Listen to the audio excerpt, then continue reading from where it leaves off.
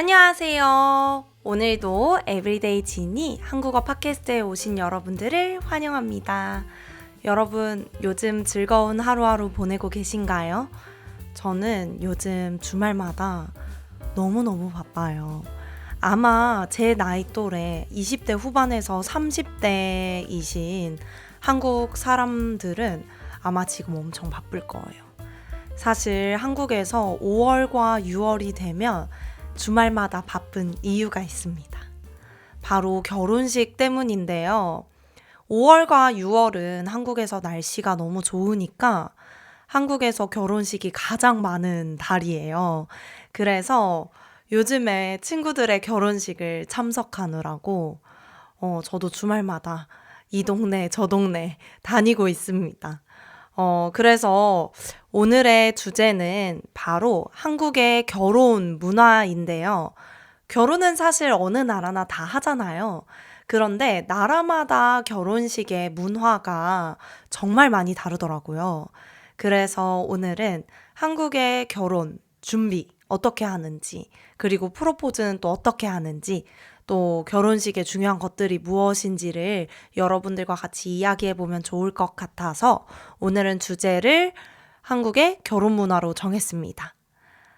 사실 결혼 문화가 예전이랑은 많이 달라졌어요. 그래서 요즘에 어떻게 하는지 한번 알아볼게요. 자, 그럼 시작해볼까요?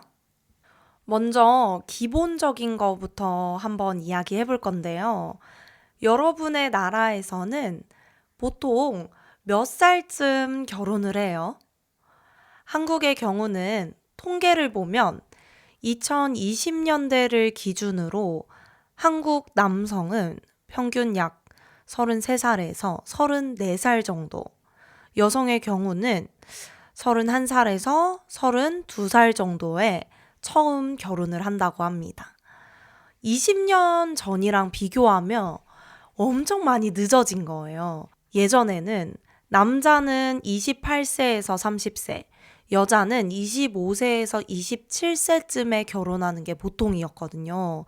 그래서 예전에는 여자 나이가 30이 지나면 노처녀라는 단어가 있을 정도로 너무하죠? 나이가 많은 여자라는 뜻인데요. 그런 말이 있을 정도로 결혼을 일찍 하는 추세였고 또 결혼을 꼭 해야 한다는 분위기였어요. 근데 요즘에는 제 친구들만 봐도 사실 결혼한 친구들이 많지 않거든요. 저도 30대인데. 근데 지금은 점점 더 늦어지고 있는 것 같기도 해요. 이유가 있겠죠. 그래서 제가 결혼이 늦어지고 있는 이유에 대해서 한번 찾아봤어요. 그랬더니 크게는 세 가지 이유 정도가 있더라고요. 첫 번째는 취업이 어려워졌기 때문인데요. 한국은 좋은 직장을 잡는 것이 경쟁이 너무너무 심합니다. 그래서 사실 대학교를 졸업했다고 해서 바로 회사에 들어갈 수 있는 게 아니에요. 그래서 뭐 대학을 졸업하고 나서 뭐 인턴 생활을 할 수도 있고 취업을 준비하기 위해서 우리 취준이라고 줄여서 말하거든요.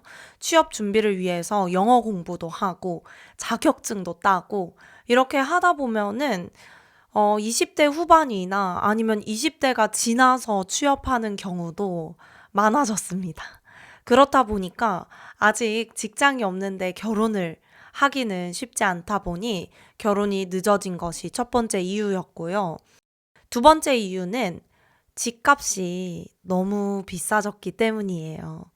요즘에 서울 같은 큰 도시에서 살기 위해서는 돈이 정말 많이 필요합니다. 집을 구하는 게 너무 어려워요. 예전과 비교하면 한국의 집값은 정말 상상을 초월할 정도로 가격이 많이 올랐거든요. 근데 결혼을 하려면 같이 살 집이 있어야 하잖아요. 그런데 집값이 너무 높으니까 결혼을 미루는 거죠. 돈이 조금 더 모이면, 우리 조금 더 자리 잡으면. 자리를 잡다라는 것은 안정적인 생활을 할 수 있는 것을 말해요. 그래서 자리를 잡으면 결혼하자 하면서 결혼을 미루게 되는 경우가 많아진 것 같습니다. 그리고 또 결혼식을 하기 위해서는 결혼식장을 또 빌려야 하고 또 결혼을 하기 위해서도 돈이 많이 들잖아요. 그렇다 보니까 돈 때문에 결혼이 밀리는 상황이 생겼다고 합니다. 세 번째 이유는요. 사실 사람들의 생각과 인식이 많이 바뀌었기 때문도 있어요. 요즘 젊은 한국 사람들은 사실 꼭 결혼해야 한다? 라고 생각하지는 않아요. 이제 결혼은 필수가 아니라 선택이 됐죠. 예전에는 결혼이 마치 필수인 것 같은 그런 사회적인 분위기가 있었거든요. 근데 지금은 이제 결혼은 선택이지. 뭐 결혼 안 해도 행복하면 뭐 굳이 안 해도 되지. 라는 생각을 하는 사람들이 많아졌고, 그리고 결혼을 하지 않아도 아니면 오히려 결혼을 하지 않아야 내가 더 행복할 수 있다. 라고 생각하는 사람이 예전보다 많아졌습니다. 그래서 요즘은 한국에서 결혼하는 사람이 점점 적어지기도 했고, 또 결혼하는 시기도 많이 늦어졌어요. 좀, 그래도 결혼을 하고 싶지만 돈 때문에 못하는 경우는 정말 안타까운 현실이지만, 그래도 생각이 바뀌어서 혼자도 행복하게 살 수 있다. 라고 생각해서 나의 행복을 위해서 결혼을 미루는 거는 또 괜찮다는 생각이 들어요. 여러분은 혹시 어떻게 생각하세요? 여러분에게는 결혼이 필수라고 생각하시나요? 아니면 선택이라고 생각하시나요? 네, 자, 이제 좀 설레는 이야기를 해볼까요? 결혼하기 전에 프로포즈 해야 되잖아요. 사실 예전에 한국에서는 프로포즈의 개념이 지금처럼 크지 않았고 중요하다고 생각하지 않았던 것 같아요.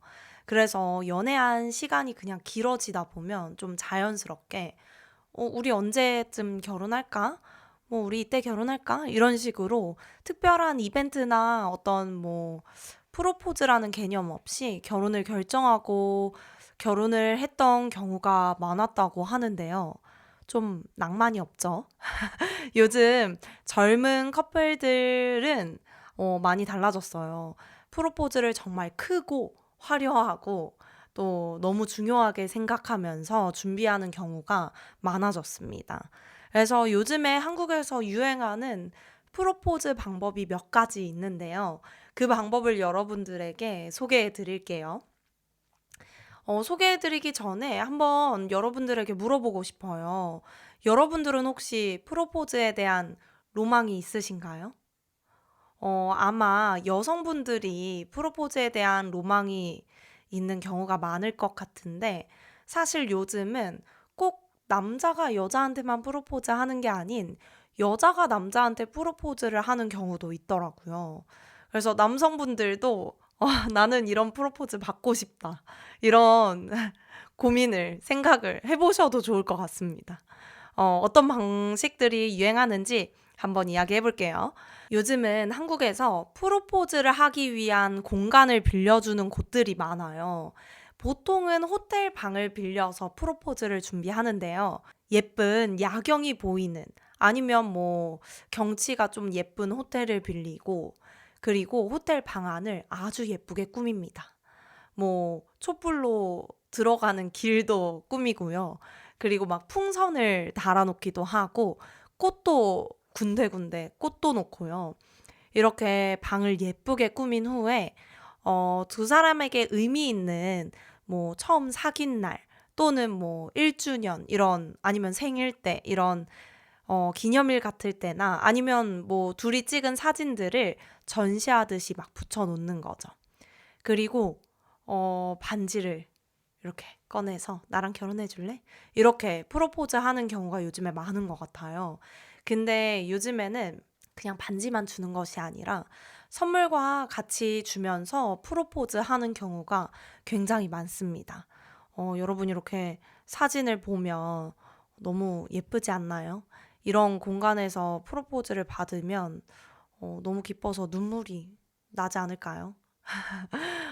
요즘에 인스타나 SNS 같은 데를 보면 프로포즈 받았다고 사진을 찍어서 올리시는 분들의 한 60-70%는 이렇게 호텔에서 하는 프로포즈를 받으신 분들 같아요. 그래서 저도 이 호텔 프로포즈의 사진을 정말 많이 봤었는데요. 사실 이 호텔 프로포즈 말고도 유행하는 프로포즈 방법이 하나 더 있습니다. 바로 차 트렁크 이벤트인데요. 차 트렁크는 자동차 뒤에 이제 짐을 실을 수 있는 공간이잖아요. 이게 한때 한국에서 엄청 유행했던 프로포즈 방법이에요. 어, 이제 몰래 차 트렁크 안을 예쁘게 꾸며놓는 거예요. 여기에도 뭐 풍선도 붙이고, 뭐 꽃도 붙이고, 뭐 나랑 결혼해 줄래? 이렇게 쓰여져 있는 막 문구도 붙이고요. 그 안에 선물도 놔두고, 꽃도 놔두고, 이렇게 한 다음에 뭐 연인에게 트렁크 좀 잠깐 열어봐. 트렁크에서 짐 좀 꺼내줄래? 이렇게 하고 자연스럽게 트렁크를 열게끔 하는 거죠. 그러면 이제 트렁크를 여는 순간 꽃과 풍선이 나타나고 뭐 선물도 가지고 오고 하면서 반지를 또 꺼내고 나랑 결혼해 줄래? 이렇게 프로포즈를 하는 거예요. 보통 한국에서는 이 프로포즈 하는 이 순간은 사실 너무 소중한 순간이고 두 번 다시 안 올 순간이잖아요. 그래서 몰래 카메라를 미리 설치하는 경우도 많아요. 그래서 두 사람의 이런 프로포즈 하는 이 순간을 영상으로도 남기는 거죠. 그래서 이 영상을 결혼식이 시작하기 전에 이제 오는 그 하객들이 볼 수 있도록 틀어주는 경우도 많고요. 이 영상을 뭐 그냥 기념하는 경우도 많고 SNS에 올리는 경우도 많고 이렇게 기록하는 사람들이 많은 것 같습니다. 세 번째 방법은 여행지 프로포즈예요. 이거는 시간과 금전적인 여유가 좀 있으신 돈이 좀 있어야겠죠? 시간도 있어야 되고 그런 분들이 하는 경우가 많을 것 같은데 제주도나 해외 여행을 가서 여행 중에 프로포즈 하는 경우도 많아요. 예쁜 바다나 아니면 야경이 보이는 곳에서 갑자기 무릎을 꿇고 반지를 꺼내는 거죠. 영화 같겠죠? 한국에서 반지는 보통 프로포즈 할 때는 다이아몬드 반지를 줍니다. 근데 진짜 재밌는 게 뭔지 아세요, 여러분? 사실 프로포즈는 나랑 결혼해 줄래? 이렇게 물어보는 거잖아요. 그러면 그 프로포즈를 받는 사람은 오케이 할 수도 있는 거고 아니면은 아니라고 할 수도 있는 건데 사실 한국에서는 이미 결혼을 약속하고 날짜까지 정하고 언제 우리 결혼하자 다 정한 후에 프로포즈 하는 경우가 많습니다. 사실은 여자친구 입장에서는 이미 나 너랑 결혼하겠다고 동의를 이미 했어요. 그런데 이미 결정한 후에 프로포즈는 언제 하려나? 이렇게 기다리는 거죠. 남자도 마찬가지예요. 이미 결혼하기로 했는데 프로포즈는 또 어떻게 해야 되지? 어떤 방법으로 프로포즈 해야 되지? 이런 식으로 이미 상호 결혼을 약속한 후에 하는 프로포즈가 대부분입니다. 제가 외국 사람들에게 이 이야기를 하면 신기하다고 하는 분들이 많아요. 그러면 프로포즈가 무슨 의미야? 이렇게 물어보더라고요. 그런데 한국에서는 이게 마치 당연한 문화가 되었어요. 그래서 한국에서 프로포즈는 나랑 결혼해 줄래? 라고 묻는다기보다는 나 너랑 결혼하게 되어서 너무 기뻐. 나랑 결혼하기로 해줘서 고마워. 라는 이런 마음을 전하는 의미로 하는 것이 아닐까 싶습니다. 그래서 또 프로포즈에 대해서 결혼하기 전까지 계속해서 고민하다가 정말 결혼식 하기 한 달 전에 막 결혼식 하기 2주 전에 하는 경우도 있다고 들었어요. 여러분의 나라에서는 어떤 프로포즈가 인기가 많은가요? 그리고 서로 결혼하기로 결정한 후에는 양가 부모님께 인사를 드리러 가요. 이거를 상견례라고 하는데요. 서로의 부모님을 만나는 자리인 거죠. 여자의 부모님도 오시고 남자의 부모님도 오시고 만약에 형제가 있다면 형제도 같이 참석을 합니다. 그래서 가족과 가족이 만나는 모임이에요. 상견례 같은 경우는 보통 좀 좋은 음식점, 고급 레스토랑 같은 데를 예약을 하고요. 왜냐하면 처음 만나는 자리니까 너무 중요한 자리잖아요. 그래서 아무 식당이나 가는 것이 아니고 조금 좋은 음식점을 미리 예약합니다. 그리고 옷도 아무거나 입고 가지 않아요. 옷도 좀 단정하게 입고, 그리고 또 첫인상이 중요하기 때문에 말도 좀 조심해서 하고, 조금 한국에서는 굉장히 긴장되는 자리입니다. 자리는 보통 신랑의 가족이 한쪽에 쭉 앉고, 그리고 신부의 가족이 이렇게 쭉 앉아서 이렇게 마주보고 앉아요. 그래서 마주보고 앉아서 대화를 시작하는데요. 상견례에서는 어떤 이야기를 할까요? 먼저 만났으니까 인사하겠죠. 만나게 되어서 반갑습니다. 저희 아이 잘 부탁드립니다. 이런 인사하겠죠. 그리고 음식을 먹으면서 자연스럽게 이야기가 이어져요. 원래 예전에는 상견례에서 결혼식의 날짜도 정하고 위치는 어디에서 할지도 정하고 대략적인 시기나 어떤 그런 결혼식에 실질적으로 정해야 하는 내용들을 함께 의논하는 경우가 많았는데요. 요즘에는 사실 결혼하는 당사자들의 의견이 더 중요해졌어요. 그래서 그런 것보다는 요즘에는 상견례에서는 간단하게 좀 인사만 하고 안면을 트고 이렇게 좀 친해지는 시간을 가지는 경우가 많아졌다고 합니다. 상견례가 잘 끝나면 이제 본격적인 결혼식 준비가 시작돼요. 두 가족이 하나로 연결되는 첫 공식 자리인 만큼 한국 사람들에게는 너무너무 중요하고 긴장되는 순간입니다. 그러면 이제 상견례 한 후에 어떤 결혼 준비들을 하는지 같이 한번 알아볼게요. 이제 결혼식을 하려면 날짜를 정해야 하잖아요. 한국에서는 보통 결혼식을 언제부터 준비를 할까요? 한국에서는 보통 결혼 준비를 6개월 전 또는 1년 전부터 시작합니다. 되게 일찍 시작하죠? 바쁜 커플들은 1년 동안 이제 계속 준비하는 경우도 있는데, 왜 이렇게 오래 걸리냐면요. 사실은 그 예식장을 예약하는 것이 쉽지 않아서 그렇습니다. 준비해야 될 게 많기도 하고요. 날짜를 정하기 위해서 최소한 요즘에는 1년 전엔 정해라 이렇게 얘기하긴 하는데 8개월 전에 정하는 커플도 있고 6개월 전에 정하는 커플도 있지만 보통은 1년 전에 정하는 커플이 가장 많대요. 왜냐하면 한국에서는 결혼식 날짜를 고를 때 좋은 날을 고르고 싶은 사람들이 많거든요.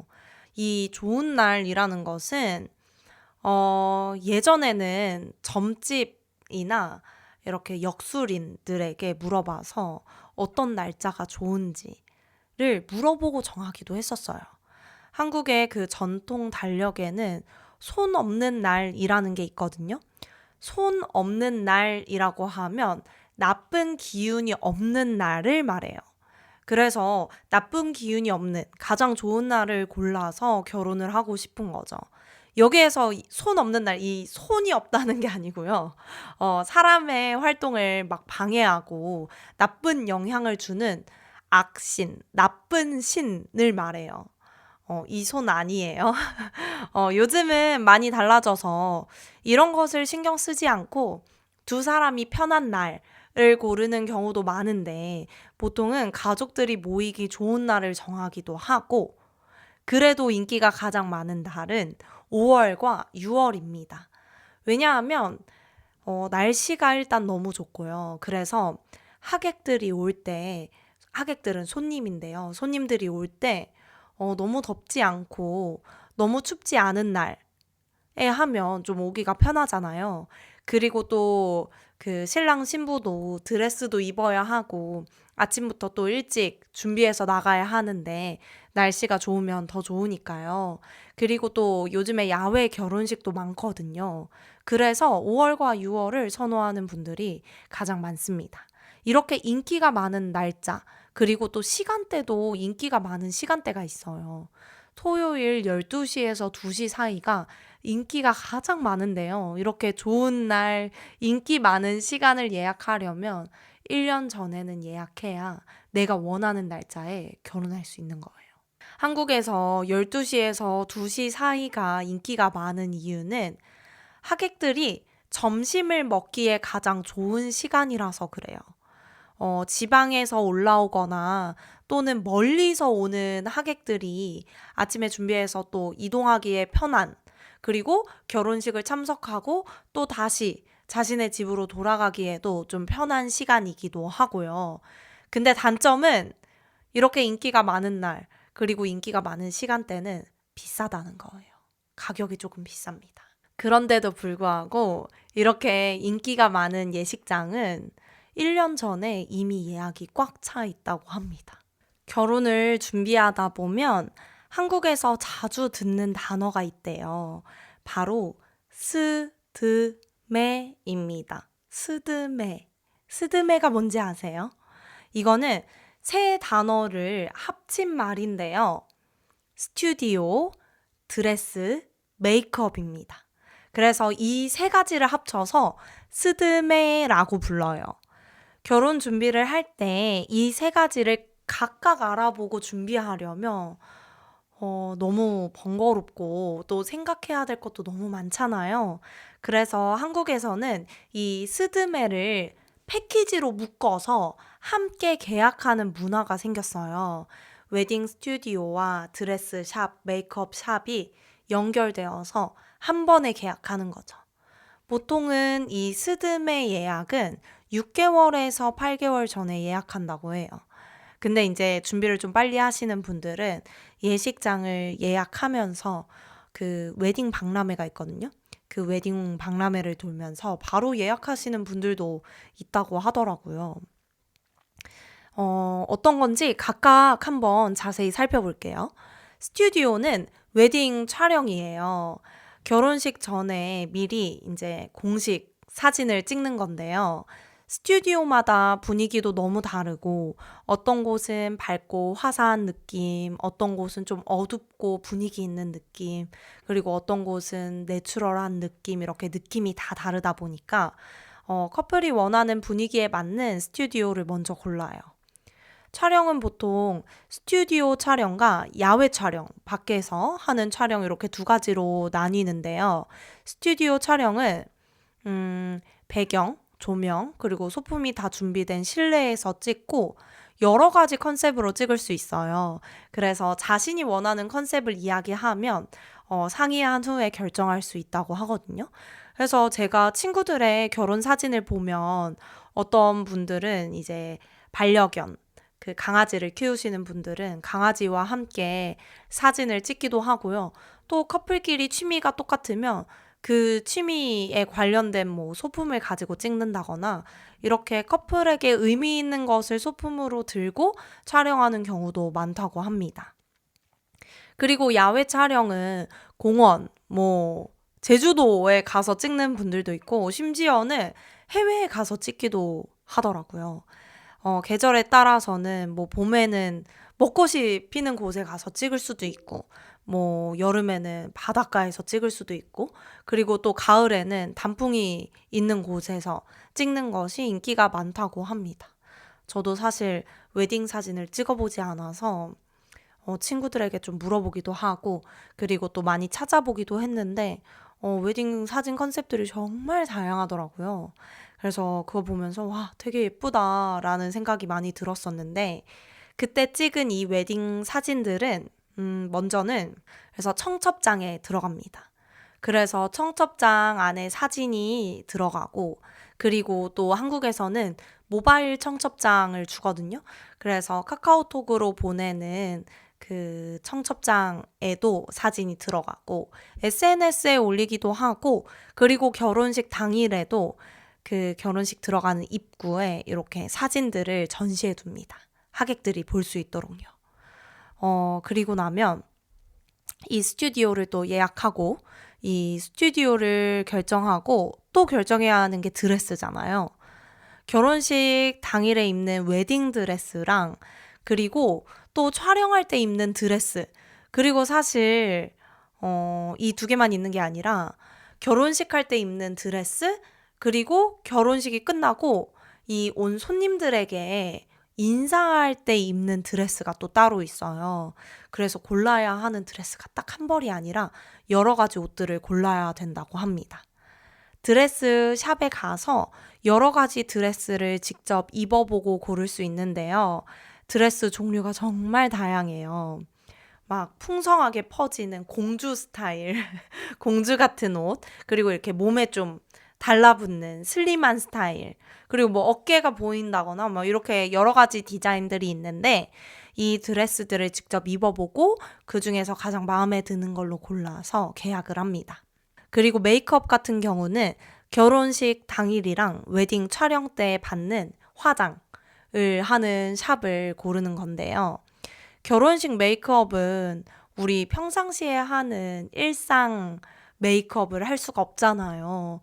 왜냐하면 또 오랜 시간 동안 화장이 유지가 돼야 되기도 하고, 그리고 또 조명에 따라서 화장이 또 달라 보일 수도 있기도 하고, 그리고 드레스에도 또 잘 어울리는 화장을 해야 되다 보니까 메이크업 샵이 엄청 중요한데요. 메이크업 아티스트가 신부의 이 얼굴형, 얼굴의 모양, 그리고 피부톤에 맞춰서 화장을 해준다고 합니다. 그리고 머리도 같이 해주고요. 그래서 예쁘게 이렇게 꾸며준다고 해요. 스드메 패키지 같은 경우는 어떤 스튜디오, 그리고 어떤 드레스 샵, 어떤 메이크업 샵을 선택하냐에 따라서 가격 차이가 엄청 많이 난대요. 가격 차이가. 그래서 유명하고 인기 있는 곳은 당연히 비싸겠죠. 그래서 한국에서 아까 잠깐 얘기했던 웨딩 박람회라는 곳을 가서 여러 가지 업체들을 비교해보고 가격도 같이 비교해보고 보통은 그렇게 계약을 합니다. 네, 이번에 얘기할 부분은 외국 분들이 조금 신기하게 느낄 수도 있을 것 같아요. 사실 한국에서도 요즘에는 이 문화가 많이 바뀌긴 했는데 한국에서는 결혼할 때 혼수와 예물을 준비했었어요. 이 혼수와 예물이 무엇이냐면요. 혼수는 신혼집, 그러니까 결혼하고 나서 살게 될 집에 필요한 가구나 가전제품, 그리고 살림살이 같은 것들을 말해요. 예전에는 보통 신부 측, 그러니까 결혼하는 여자의 집에서 혼수를 많이 준비했었어요. 냉장고도 사고, 소파도 사고, 침대도 사고, 이렇게 혼수를 준비했었었는데, 여자들이 혼수를 준비했던 이유는 신랑 또는 신랑의 가족들이 집을 사거나 아니면 전세금을 구하는 경우가 많았기 때문이에요. 그리고 예물이라는 것은 예물 예단이라는 게 있는데 서로에게 주는 귀한 선물이라는 뜻이에요. 보통은 금반지, 금 또는 금팔찌, 귀걸이 이렇게 귀금속류를 선물로 주는 경우가 많았다고 합니다. 신랑 쪽에서 신부에게, 신부 쪽에서 신랑에게 이렇게 선물을 했던 거죠. 근데 요즘은 사실 이런 예물 예단, 혼수 이런 것은 생략하고 반반 같이 비용을 부담하는 경우가 많아지고 있어요. 꼭 금전적으로 완전 5대5 이렇게 하는 것은 아니더라도 함께 있는 돈이 얼마큼인지에 따라서 그 돈을 그냥 모아서 함께 그 예산 안에서 결혼을 준비하는 거죠. 왜냐하면 남자가 이제는 혼자 집을 구하는 게 너무 힘든 그런 사회가 됐거든요. 집값이 아까 말했듯이 너무 비싸기 때문에 남자 혼자 집을 구하는 것이 너무 힘들어서 문화가 이렇게 많이 바뀌고 있습니다. 그리고 결혼 2개월에서 4개월 전에도 결정해야 될 것들이 엄청 많아요. 청첩장 디자인도 결정해야 되죠. 신혼여행에 관련된 것들도 예약해야 되죠. 결혼식 사회자, 그리고 또 축가를 누가 부를 것인지. 축가는 결혼식 축하해 하면서 이렇게 노래 불러주는 사람을 말하고요. 그리고 또 누구를 초대할 것인가 이 명단도 정리해야 하고 이렇게 준비해야 될 것들이 아주 많은데 자, 청첩장에 대해서 살짝 이야기해 볼게요. 한국의 청첩장 전달 방식은 예전에는 청첩장을 만든 후에 친구나 이제 초대하고 싶은 사람을 만나서 밥을 사주고 청첩장을 주면서 초대하는 방식이 대부분이었어요. 근데 이제 정말 멀리 사는 사람들도 많아지고 사람들이 너무 바빠지면서 만나기 힘든 친구들에게는 모바일 청첩장을 보내는 거죠. 그래서 모바일 청첩장을 카톡으로 보내면 어떤 링크를 보내줘요. 그러면 그 링크를 눌러서 들어가면 찍었던 웨딩 사진들도 볼 수 있고, 그리고 정말 그 종이 청첩장에 들어가 있는 내용들이 모바일 청첩장에 들어가 있는 거죠. 노래도 나와요. 그리고 어디에서 결혼식 하는지, 그리고 어떻게 와야 하는지, 주차는 어떻게 해야 하는지, 결혼식에 관련된 정보들을 모바일 청첩장 안에 써두고 모바일 청첩장을 보내기도 합니다. 드디어 결혼식 당일입니다. 한국의 결혼식의 가장 큰 특징이 뭔지 아세요? 바로 엄청 짧다는 건데요. 보통은 30분에서 1시간 이내에 끝나요. 제가 이 얘기를 학생들에게 해주면, 네? 30분 만에 결혼식이 끝난다고요? 이렇게 얘기하면서 엄청 깜짝 놀래더라고요. 다른 나라의 결혼식은 2시간에서 3시간 또는 하루 종일 하는 경우들도 많잖아요. 저도 작년에 미국에서 사촌 언니의 결혼식을 참석했을 때 오후에 결혼식이 시작했는데 저녁 10시까지도 결혼식이 끝나지 않았어요. 그래서 진짜 결혼식이 끝난 후에 같이 밥도 먹고 뭐 게임도 하고 춤도 추고 이렇게 파티처럼 하는 결혼식을 하는 것 같은데 한국은 빨리빨리 문화잖아요. 결혼식도 마찬가지예요. 먼저 하객들이 도착하면 식장 입구에서 축의금을 내요. 축의금은 이제 결혼 축하한다고 하면서 주는 돈인데요.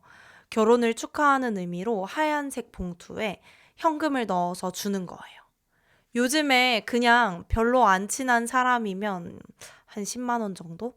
그리고 만약에 친하면 20만 원에서 50만 원 이렇게 사이 정도를 축의금으로 줍니다. 그리고 이제 아까 말한 것처럼 입구에 신랑 신부의 사진들이 전시되어 있어서 들어가기 전에 그것도 구경하고요. 하객들이 막 사진도 많이 찍어줘요.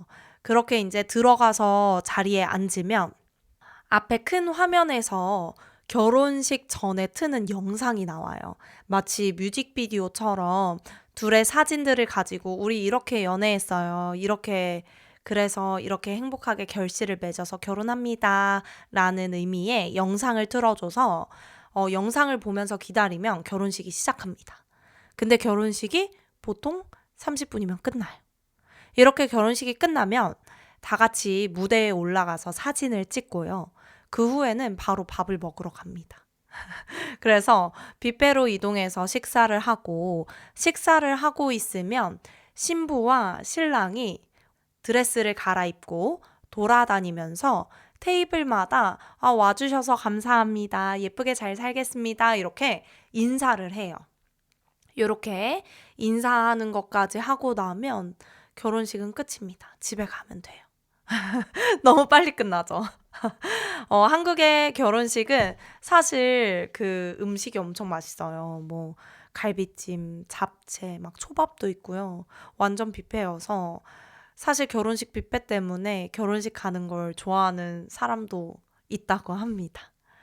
오늘은 결혼식 당일에 어떤 순서로 진행되는지는 자세히 살펴보진 않았는데 다음에 기회가 된다면 또 결혼식 당일에 어떻게 진행이 되는지도 여러분과 한번 자세히 이야기해 볼게요. 오늘은 이렇게 한국 결혼 문화에 대해서 살펴봤는데요. 프로포즈, 웨딩 촬영, 혼수 준비, 신혼집 구하는 거, 상견례, 뭐 여러 가지 준비해야 될 게 엄청 많죠. 한국의 결혼은 두 사람만의 일이 아니라 두 가족이 함께 만드는 큰 이벤트예요. 그래서 준비할 것도 많고 스트레스도 많이 받기도 하지만 그만큼 또 특별하고 의미 있는 행사이기도 합니다. 그리고 요즘에 사실 한국 문화가 정말 빠르게 변화하고 있어요. 그래서 결혼하는 나이도 늦어지고 결혼을 안 하는 사람도 많아지고 또 프로포즈 하는 방식도 바뀌고 결혼식의 분위기도 많이 바뀌었는데요. 앞으로는 또 어떻게 변화하게 될지 저도 너무 기대가 됩니다. 여러분들 나라의 결혼식 문화는 어떤가요? 한국과 비슷한가요? 댓글을 통해서 남겨주시면 저도 한번 읽어볼게요. 오늘도 이렇게 저와 함께 팟캐스트 함께 해주셔서 감사하고요. 저희는 다음 에피소드에서 더 재미있는 이야기로 다시 만나요. 감사합니다. 안녕!